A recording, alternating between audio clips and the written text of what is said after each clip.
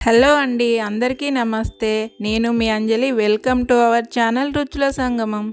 ఈరోజు వీడియోలో ఒక మంచి ఫ్రెష్ మసాలా చాయ్ రెసిపీని చూద్దామండి.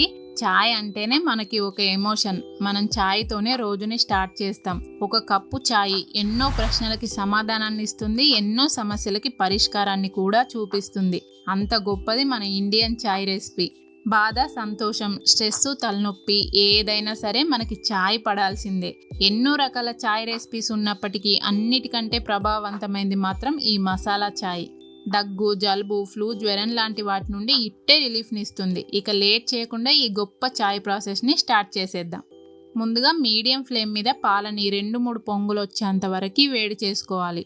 చల్లటి పాలతో చేసే చాయ్ కన్నా ఇలా పాలని వేడి చేసుకొని చాయ్ని ప్రిపేర్ చేస్తే టేస్ట్ సూపర్గా ఉంటుంది. ఇక్కడ నేను 4-5 మెంబర్స్కి చాయ్ని తయారు చేస్తున్నానండి.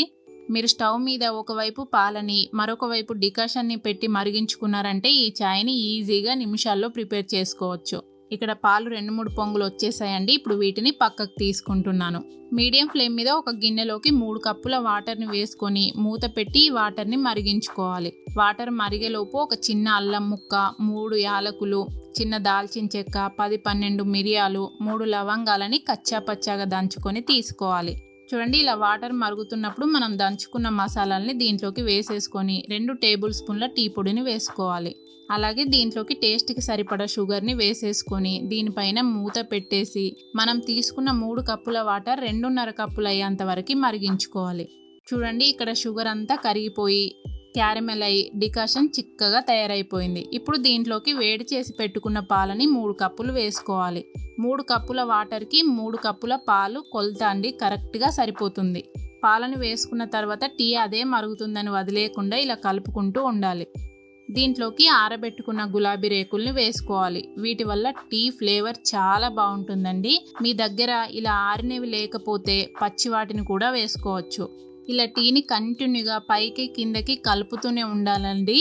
దానివల్ల టీ చిక్కగా అయ్యి ఫ్లేవర్స్ అన్నీ చక్కగా టీకి పట్టుకుంటాయి. మనం హోటల్స్లో, టీ స్టాల్స్లో చూస్తుంటాం కదా, వాళ్ళు కంటిన్యూగా కలుపుతూనే ఉంటారు. పాలను వేసిన తర్వాత టీని ఎక్కువసేపు మరిగించకూడదండి. జస్ట్ 5 మినిట్స్ మరిగించుకుంటే సరిపోతుంది. 5 మినిట్స్లో ఇది చిక్కగా మంచి ముదురు రంగులోకి మారిపోతుంది. చూడండి, ఇక్కడ టీ చక్కటి రంగులోకి మారిపోయింది కదా, దీన్ని సర్వ్ చేసుకోవడమే.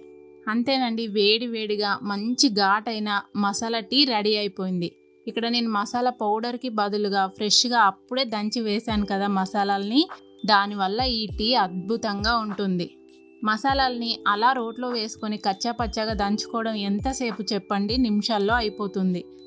దీని టేస్ట్ మాత్రం సూపర్గా, అద్భుతంగా, అమోఘంగా, ఎంత చెప్పినా తక్కువేనండి, అంత బాగుంటుంది.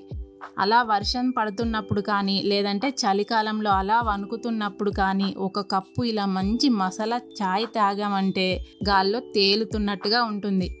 ఇంకా దీనికి కాంబినేషన్లో ఒక బిస్కెట్టో బ్రెడ్డో ఉందంటే ఇంకా ఆ టేస్ట్ వేరే లెవెల్. మీరు తప్పకుండా ఇలా ఒకసారి అప్పుడే మసాలాలని దంచుకొని ఫ్రెష్గా మసాలా చాయ్ని తయారు చేసుకొని తాగిన తర్వాత దాని టేస్ట్ మీకు ఎలా అనిపించిందో కామెంట్లో తప్పకుండా తెలియజేయండి. అలాగే ఇలాంటి మరిన్ని హెల్దీ అండ్ టేస్టీ రెసిపీస్ కోసం ఈ వీడియోని లైక్ చేసి మన ఛానల్ని సబ్స్క్రైబ్ చేసి పక్కన ఉన్న బెల్ ఐకాన్ని ప్రెస్ చేయండి. Thanks for watching.